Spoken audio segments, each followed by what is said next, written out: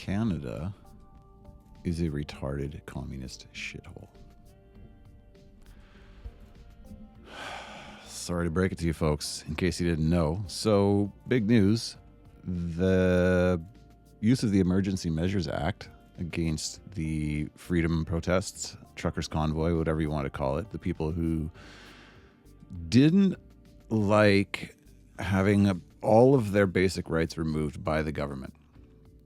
So in case anyone doesn't remember, at the time, this was during the COVID lockdown, we had vaccine passports, we had travel bans, you couldn't get on a plane or a train, you couldn't go to public areas, including the malls, you couldn't go to restaurants, and you couldn't get in or out of the country without being quarantined. So once they started banning truckers from being able to go back and forth across the Canada-US border, the truckers protested and drove to Ottawa. I was there. It was awesome. Fantastic time. And the Trudeau government decided to use the War Measures Act. Of course, they renamed it because you got to be at least slightly Orwellian when you are a communist dictator. So they called it the Emergency Measures Act, and they froze people's bank accounts. They brought in thousands of green-clad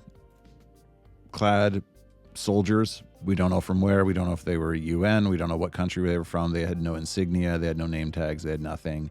They trampled people.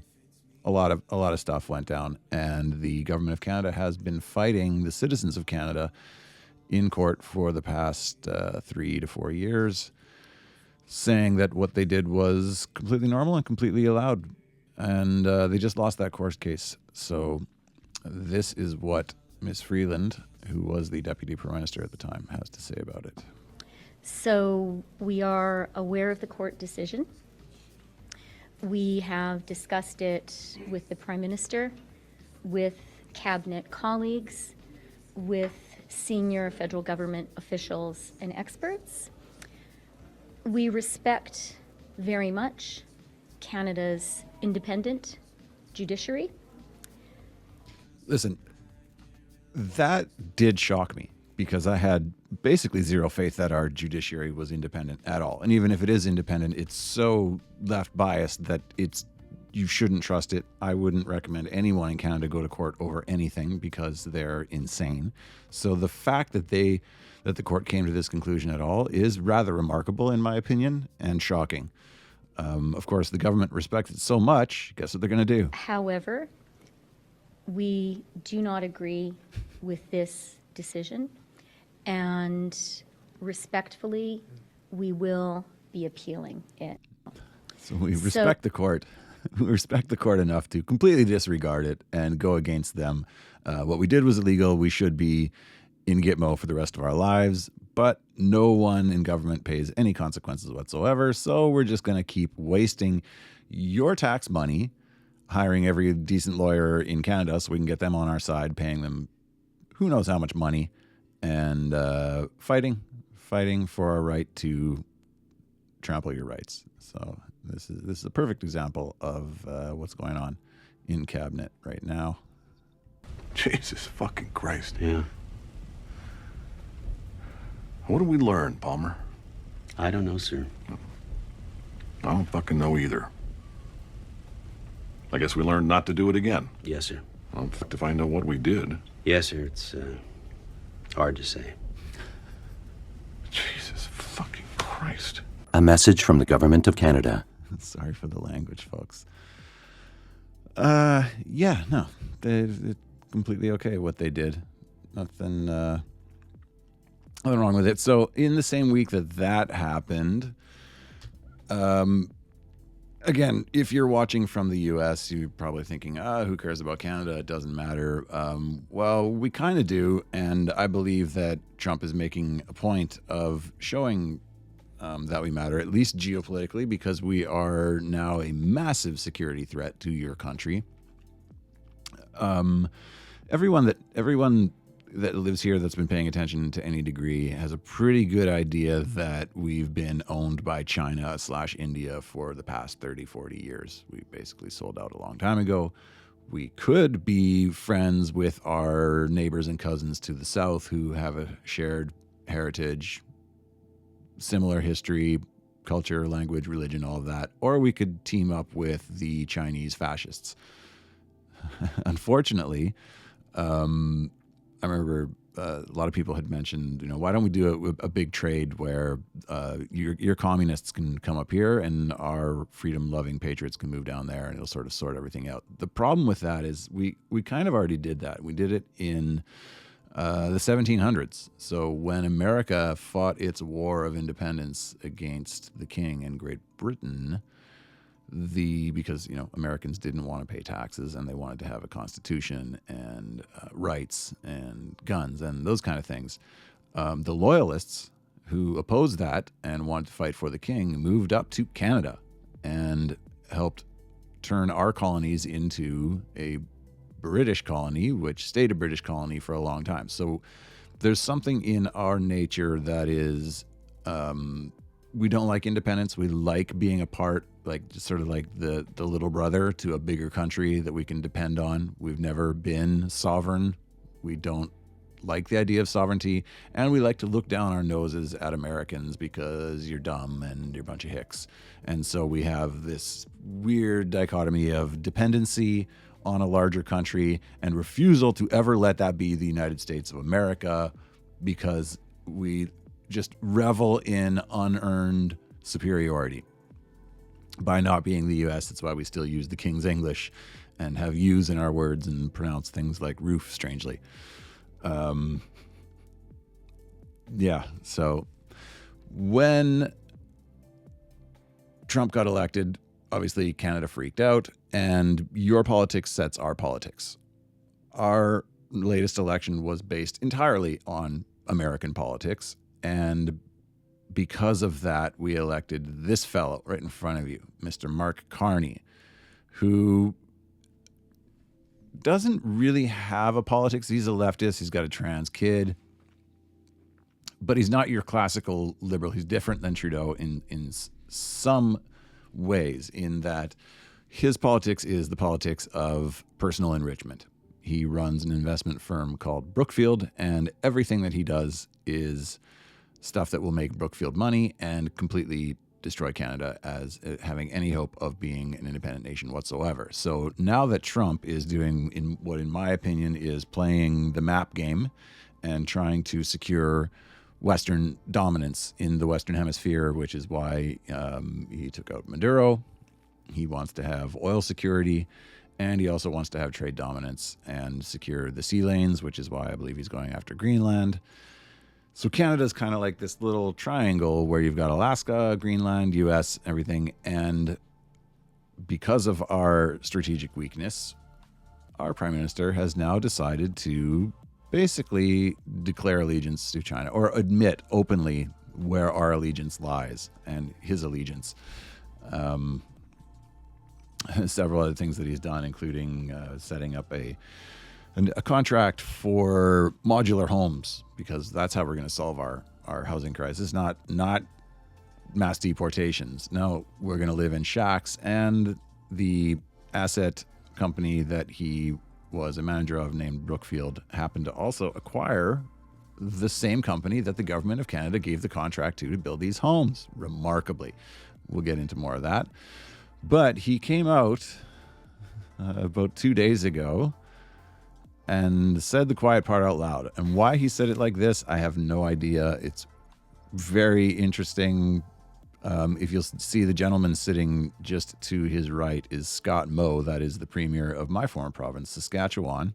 And the look on his face says everything. So let's hear what Mr. Carney had to say about our new strategic partnership with China. I believe the progress that we have made in the partnership sets us up well for the new world order. Look at Mo. Huh? World order. Yeah, not subtle. So, basically declaring war on the U.S. I think, unfortunately, things are going to get worse here before they get better. So, of course, shockingly, we had a journalist who decided to do a follow-up and ask him, what the hell was that? Prime Minister Brian Platt with Bloomberg News. Yesterday, when you met with Premier Lee, one of the things you said in the public remarks was this partnership, Canada and China, this new partnership, sets us up well for the new world order. What did you mean by that? What is the new world order? Well, it's a great question, Brian, because I think the world is still determining what that order is going to be. And let's be clear what we're talking about first. So the world is okay. So I thought he was supposed to know. Again, I think I laid it out. Basically, instead of us joining the U.S. and having Western dominance, we are already bought by China. China wants to have its foothold here. Trump's going to war with China, and since we are a vassal state of China, we are now against you in the fight for global dominance and the multipolar world. First and foremost, which is what is going to govern global trade? What is the role of the WTO going to be? How important are bilateral deals such as the one we're developing, plurilateral deals, if I can use that term, Trans-Pacific Partnership? Anyone remember the Trans-Pacific Partnership? That was the deal that Hillary Clinton was going to get the U.S. into that Trump stopped. So Canada's all in. Yay. Potential linkages between Trans-Pacific Partnership and the EU. Where is financial regulation, payment system regulation going to fit into that? All of these aspects. What does that mean? Wait, what was the word he used before? It's amazing, and this stuff really works on Canadians. When you use big words that mean nothing, they shit themselves for it. This partnership, Canada and China, this new... Well, it's a great question, Brian, because I think what that order is going to be, and let's be clear what we're talking about first and foremost, which is what is going to govern global trade? What is the role of the WTO going to be? How important are bilateral deals such as the one we're developing, plurilateral deals, if I can use that term? Plurilateral. Is that a term? Forgive me if I've just never heard of it. I've never heard it before. And I do listen to things. Trans-Pacific Partnership, potential linkages between Trans-Pacific Partnership and the EU. Where is financial regulation, payment system regulation? Basically, we're going to be all in on China's Belt and Road Initiative. Going to fit into that. All of these aspects, I'm going to use a fancy word, like the architecture, the Architecture's not a fancy word, bro. The one you used before that just slipped my mind. Multilateral? No, he didn't say multilateral. It was dumber than that. Yeah, sorry. Architecture, not a fancy word. Multilateral system that has been developing these is being eroded, to use a polite term. Undercut, use another term. So what he's saying is Trump isn't playing ball with the globalist New World Order. Canada is. Yay. Question is, what gets built in that place? How much of a patchwork is it? How much is it just on a bilateral basis? Or where do like-minded countries in certain areas? So like-minded countries, just to be clear, doesn't mean you agree on everything. Aspects, for example, on digital trade or agricultural trade. Climate finance as another area. Every to scam. move into areas of geostrategy, geosecurity. You will have different coalitions that are formed. What China's this bitch. partnership does is in areas, for example, of clean energy, conventional energy, agriculture, as we were just talking about, and financial services, which we've talked less. I'm sure he's going to explain here exactly what it does in all of those sectors, because he's a very clear fellow who speaks to the point and explains things. About, but the evolution of the global financial system, the role of the renminbi over time, the evolution of cross-border. So the renminbi is also known as the yuan, is Chinese currency. So now we're going to be propping that up instead of the U.S. petrodollar. Payments. I know it all sounds very dry, except for your organization. No, it sounds like you're saying everything but the point. which I think takes an interest in it. These are important elements of how the system's going to work. And What system? look, the expectation is that rather than these being developed necessarily through the IMF, WTO, and other multilateral organizations, it is going to be coalitions that develop them, not for the world, but for subsectors of the world. You trust that guy? Isn't that exciting? What we're in for. So basically what he's saying is we're Chinese bitch, but China's bitch, but he's going to get rich off it. Just learned a fun fact I thought I would share with you all about the new EVs coming in from China. Guess what? The batteries are made by a company called Clarios. And when you go look up who owns Clarios, you guessed it, Brookfield. Brookfield owns that company that makes... Who the fuck is shocked? Hands up. Anybody? Nobody? So Brookfield, again, is Carney's investment firm. So we get fucked. He gets rich. That's what I figured. People are so fucking stupid. It gets dumber by the day. Doubles up, guys. Like, it's just Elbows right up. in your face, smack you in the face. This has nothing to do with what's best for Canada. What is Canada anymore? I don't know. Anyways, till the next one.